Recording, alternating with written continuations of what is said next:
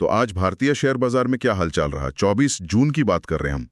हमारे पास money control, Upstox, 5 पैसा जैसी जगहों से काफी आंकड़े हैं। तो समझने की कोशिश करते हैं आज क्या हुआ और कल यानी 25 जून के लिए क्या देखना है। बिल्कुल। आज के जो मुख्य आंकड़े हैं उन पर नजर डालते हैं। निफ्टी, बैंक निफ्टी कहाँ बंद हुए और ये FIIs, DIIs क्या कर रहे थे, और हाँ, कल के लिए वो जरूरी लेवल्स क्या हो सकते हैं, खासकर फिबोनाची के हिसाब से। ठीक है, तो निफ्टी 50 से शुरू करें। कैसा रहा आज का दिन उसके लिए?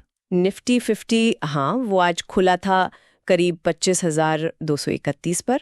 दिन भर थोड़ा ऊपर नीचे हुआ और फिर बंद हुआ 25,044 के आसपास। तो मतलब लगभग 72 पॉइंट्स की बढ़त हुई, कह सकते हैं करीब 0.29% ऊपर। एक दायरे में ही रहा ज्यादातर। अच्छा, और बैंक निफ्टी, उसका तो मैंने सुना आज काफी अच्छा प्रदर्शन रहा। हाँ, बैंक निफ्टी आज ज्यादा मजबूत था।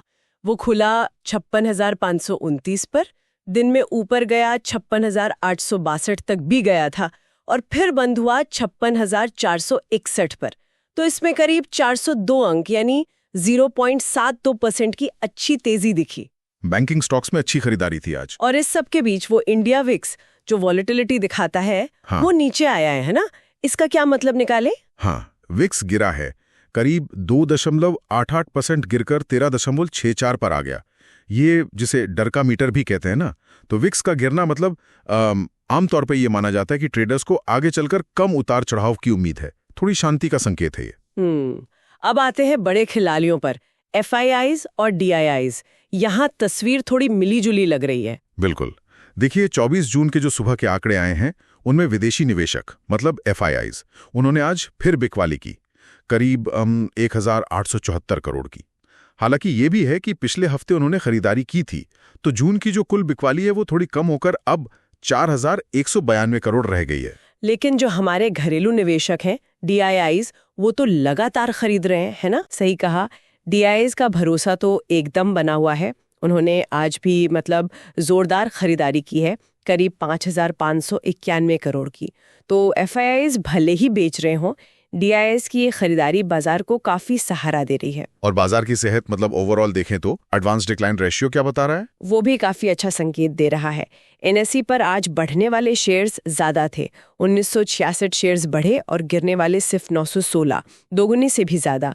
और निफ्टी 50 में भी देखिए 33 शेयर हरे में बंद हुए। बैंक निफ्टी में तो 11 ऊपर और सिर्फ 1 नीचे। अच्छा। हाँ, तो ये दिखाता है कि तेजी सिर्फ कुछ बड़े शेयरों में नहीं थी, बल्कि बाजार में चौतरफा खरीदारी थी, जिसे अच्छी मार्केट ब्रेथ कहते हैं। तो फिर इन सब चीजों को देखें, DIIs की खरीदारी, विक्स का कम होना, आज की क्लोजिंग, तो कल के लिए यानी 25 जून के लिए कौन से लेवल्स पर नजर रखनी चाहिए? फिबोनाची और पिवट पॉइंट्स क्या कह रहे हैं? हाँ, फिबोनाची रिट्रेसमेंट और पिवट पॉइंट्स जो होते हैं ना, वो पिछले ट्रेंड के आधार पर सपोर्ट रेजिस्टेंस बताते हैं।